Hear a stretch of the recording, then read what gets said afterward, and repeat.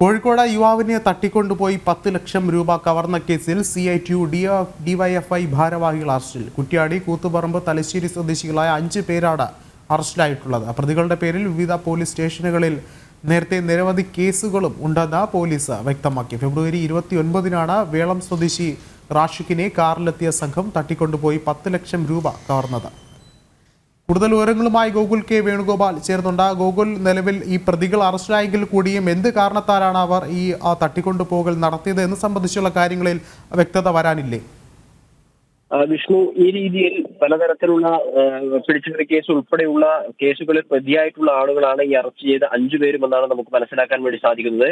ഇപ്പോൾ അറസ്റ്റ് ചെയ്യാനുണ്ടായ സംഭവത്തിന് കാരണം എന്താ വെച്ച് കഴിഞ്ഞാൽ ഫെബ്രുവരി 29-ന് വേളം സ്വദേശിയായ റാഷിഖ്, അദ്ദേഹം വീട് നിർമ്മാണത്തിന് ആവശ്യമായി കൊണ്ടുവരികയായിരുന്ന 10 ലക്ഷം രൂപ ഉൾപ്പെടെ റാഷിഖ് സഞ്ചരിക്കുകയായിരുന്ന സ്കൂട്ടർ ഉൾപ്പെടെ തട്ടിക്കൊണ്ടുപോയി ഈ പണം കവർന്നതിന് ശേഷം റാഷിഖിനെ ഉപേക്ഷിക്കുന്ന ഒരു സാഹചര്യമാണ് ഉണ്ടായിരുന്നത്. ഫെബ്രുവരി 29-നായിരുന്നു ഇത്തരത്തിലൊരു സംഭവം നടന്നത്. അതിനെ തുടർന്ന് CCTV-കളും മറ്റും കേന്ദ്രീകരിച്ച് നടത്തിയ അന്വേഷണത്തിലാണ് ഈ 5 പ്രതികളിലേക്കും എത്തിയിട്ടുള്ളത്. CITU DYFI ഭാരവാഹികൾ ഉൾപ്പെടെയുള്ള മേഖലാ ഭാരവാഹികൾ ഉൾപ്പെടെയുള്ള ആളുകളാണ് ഇതിൽ റിമാൻഡിലായിട്ടുള്ളത്. അവർ അറസ്റ്റ് ചെയ്ത് റിമാൻഡ് ചെയ്തിട്ടുണ്ട്. കുറിച്ചകം വേളം സ്വദേശി സതീശൻ, കുറ്റ്യാടി സ്വദേശികളായ PC അനീഷ്, M നിഖിലേഷ്, കണ്ണൂർ കൂത്തുപറമ്പ് സ്വദേശി പ്രസാദ്, തലശ്ശേരി സ്വദേശി TN രജീഷ് എന്നിവരെയാണ് കുറ്റ്യാടി പോലീസ് അറസ്റ്റ് ചെയ്തത്. ഇന്നലെ രാവിലെ അറസ്റ്റ് ചെയ്ത ഇവരെ വൈകിട്ടോടുകൂടി റിമാൻഡ് ചെയ്യുന്ന ഒരു സംഭവം ഉണ്ടായിരുന്നു.